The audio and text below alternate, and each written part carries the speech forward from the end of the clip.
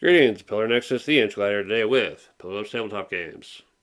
Today's episode is Skyrise. The goal of the game is to get the most prestige, and to do that, you're going to be bidding on sites to build your buildings. You'll play as a visionary. You'll have a secret objective you're trying to achieve.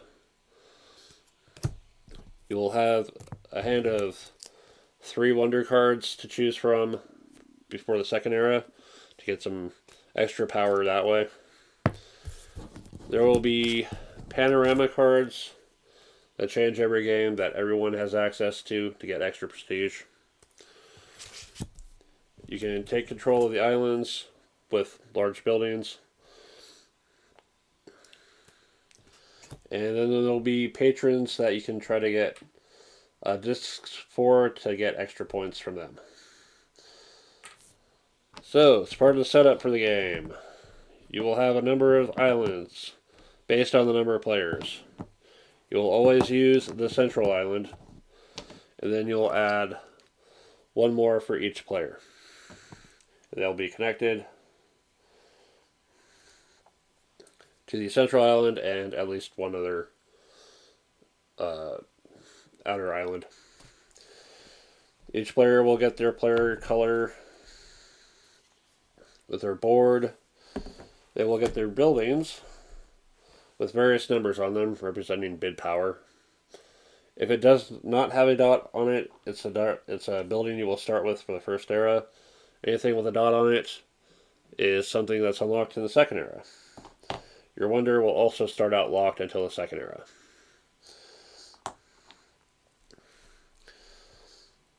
Once the islands are set up, the discs are mixed together in this bag and dealt out 1 disc per neighborhood.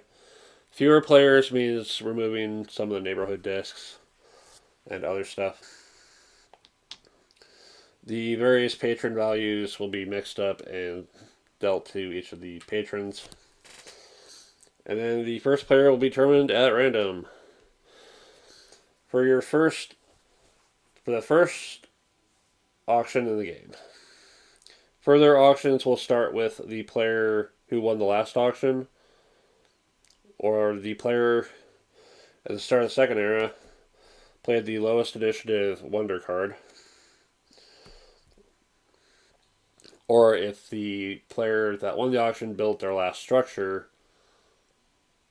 then the player with the lowest initiative on their wonder card that still has structures left to build starts the next auction. To start an auction, you either pick a spot on the central island or a spot anywhere that is adjacent to a building that is already in play.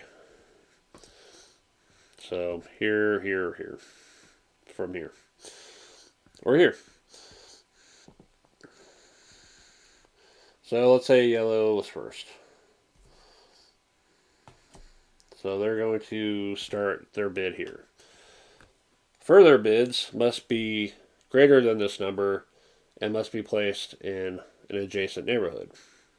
You're not going to win the bid for that neighborhood, you're going to win the bid for where you choose to place. You can always pass,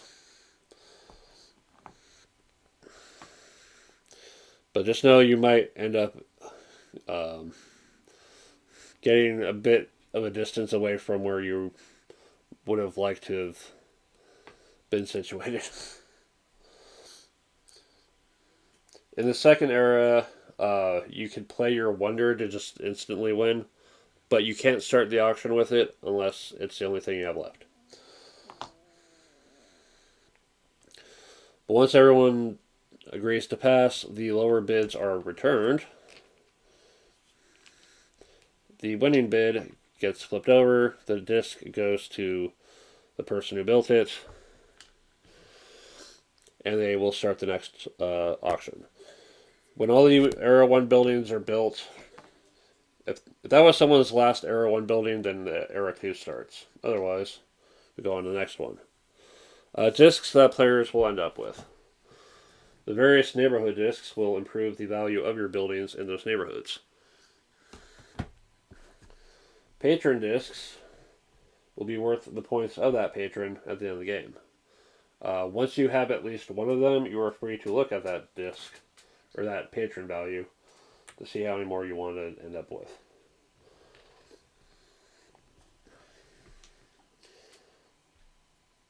Commission discs. Make any discs that are on your visionary themselves worth more by a point. You can end up with the patron discs. If you have more than 4 neighborhood discs, they can end up here as well and are worth 10, plus any commissions. The commission disc itself is worth a point. If you have both commission discs, then each one is then worth 2 points, and you would have 4 for having both of them. A little side thing to pursue if you think it's worth it. But yeah, Era 1 ends with one person building all their buildings available, and we go into scoring for that era. We look at each of the islands, and the player with the most tall buildings has control of the island. If there's a tie between players, then it goes off of medium buildings. And if there's a tie for that, it goes off of small, and then if they're still tied, then each of those players gets 5 prestige. The panorama cards are scored at this time. For example, these ones, the bridges required structure on each side. The blimps require at least 3 of your structures bordering one of them for each one. Each player will look at their 3 wonder cards, and if they've been planning things out right, they know exactly which one they're going to take. And then prepare it face down and discard the other 2. Everybody flips up. The player with the lowest number up top is going first. Is bidding first at the start of Era 2. And then all the Era 2 buildings are unlocked, along with the wonder. Era 2 will proceed until all players build all their buildings and their wonder 2. The first player to build all their structures gets the large key to the city for 10 prestige. If playing with more than 2 players, the second person to build all theirs gets the small key to the city for 4. And then the game will continue until everyone's built all their structures, and then that goes to Era 2 scoring. Again, island control is established. The panorama cards are scored again. Each player will score for their secret objectives. Again, it's like 4 structures. 4 more structures are yours on those kinds of neighborhoods for 10 prestige. So, green would have needed to build on yellow neighborhoods. Anything on your visionary. This includes the patron discs, extra neighborhood discs, the key to the city, small key to the city, commission discs. All that gets scored now. And finally, you'll score your structures. At the start of the game, your structures are worth 2, regardless of whatever neighborhood they're built on. Every neighborhood disc will increase that by 1. Except for the last one, which will only make them worth 4, but it gives you that position to collect extra discs and get 10 extra points.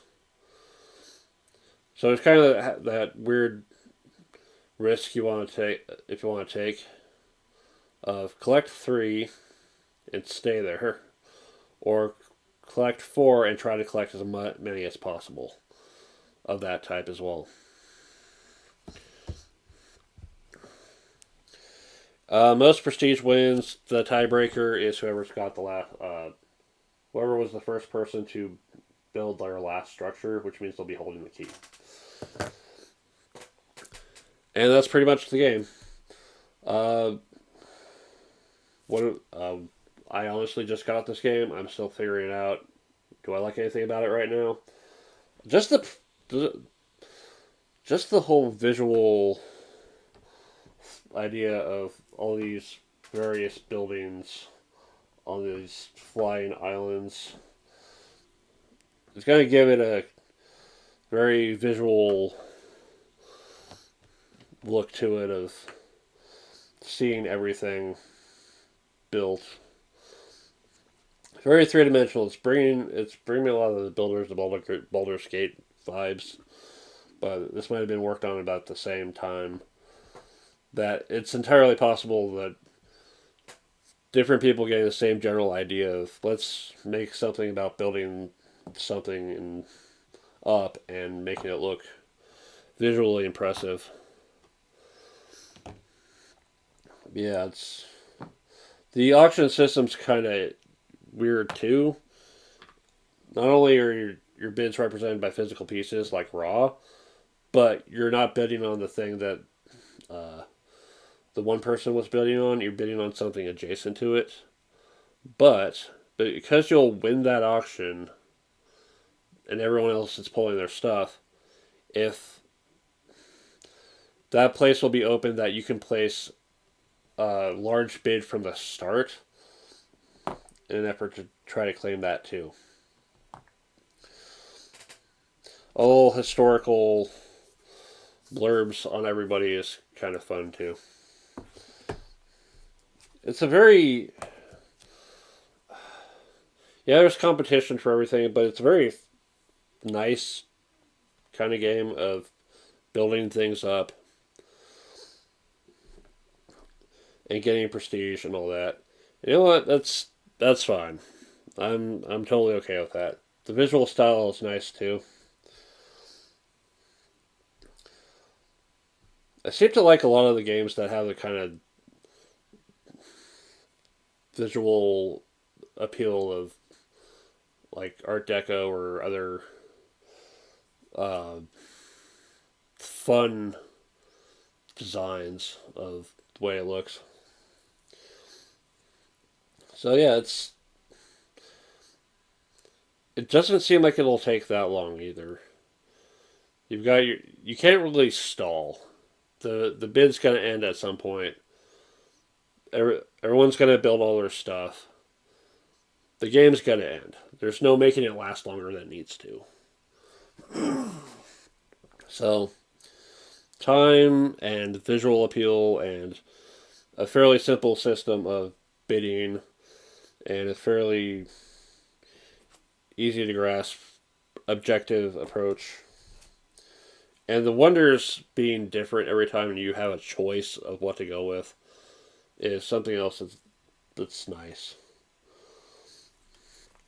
But yeah, Skyrise. It is available. It is really cool looking and it's not too hard to play. Check it out. Have fun. Thanks for watching. This is Pillar, and I'll see you next time.